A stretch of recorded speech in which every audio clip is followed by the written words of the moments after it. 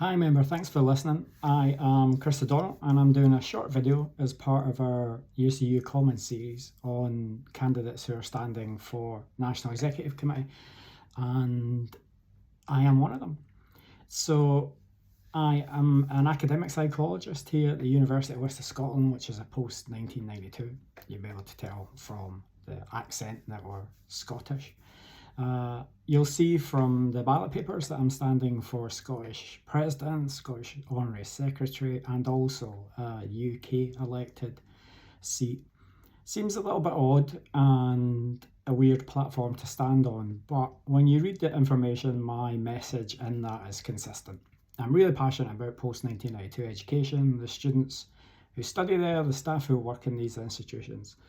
And in trying to platform the plight of the post-1992s, I think it benefits all of our unions. So the consistency is I want to bring forward and elevate the plight of the post-1992s in this election series.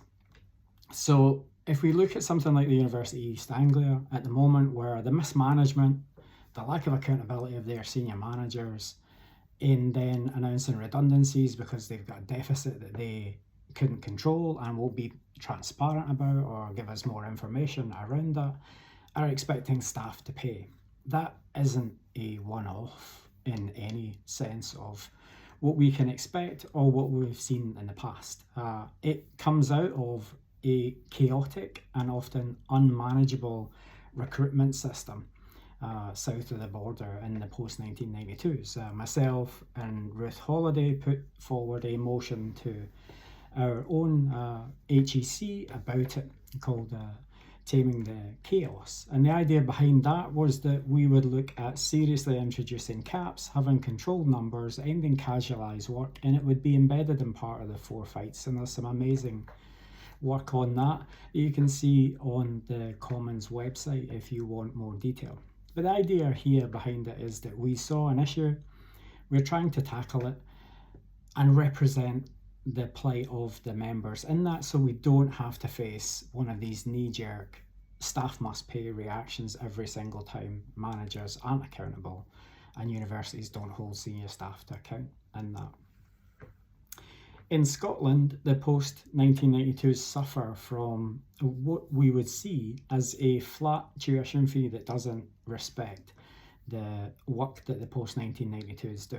So the way it's funded is the Scottish Government allows every single university to have a flat tuition fee across the piece.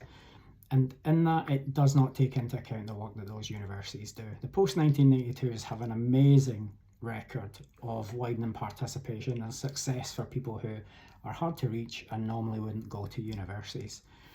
This resource that they deliver takes far more staff time, far more skill and reskill for the people who are coming to university, and the Scottish Government don't seem to see or want to acknowledge the connection between those universities doing the upskilling and reskilling of people in our poorest communities.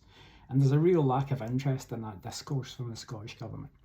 So consistently across the platforms I'm standing on is to try and elevate those post-1992 institutions into the wider good for our university. Why would that even be interesting is that I know from the experience that I've had in 20 plus years of working in HE that it's a complex, magnificent and set of institutions. They build themselves into communities. Those communities are either connected locally, nationally or internationally, but they're spoken about as if they're a sector, as if they're homogeneous and one size fits all and they should be funded in a similar way. Governments tend to ignore the voice of our union in making the kinds of decisions that we need to be nuanced around the sort of work that we do, and attempt to cajole, measure and metricize us into something unsustainable. They don't understand the complexity of what we do, this massive complex ecosystem that we are. We're not a sector.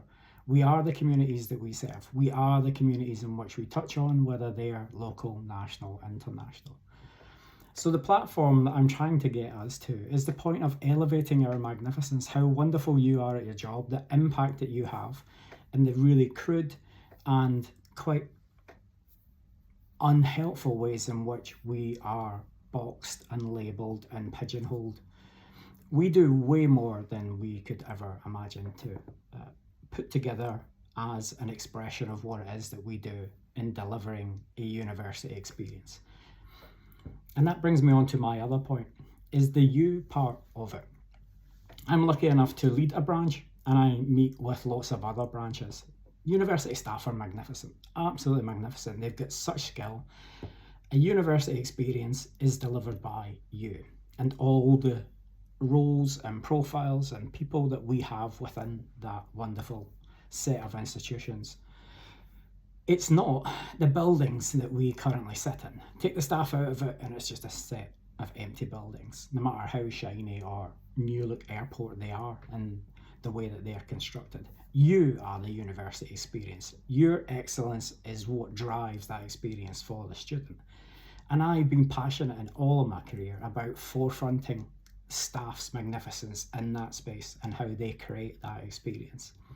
And the reason I'm part of the Commons group is they are like us in that same way. They're driven, they're pragmatic, they're compassionate, and they're accountable for what it is that they do. So I'm proud to be part of it. I'm proud and want to represent you in elevating your magnificence in it. And I hope that you can take some time to think about voting for David for Treasurer and Emma for VP, as they are the very best of those driven, pragmatic, compassionate and accountable staff members just like you. Thanks for listening.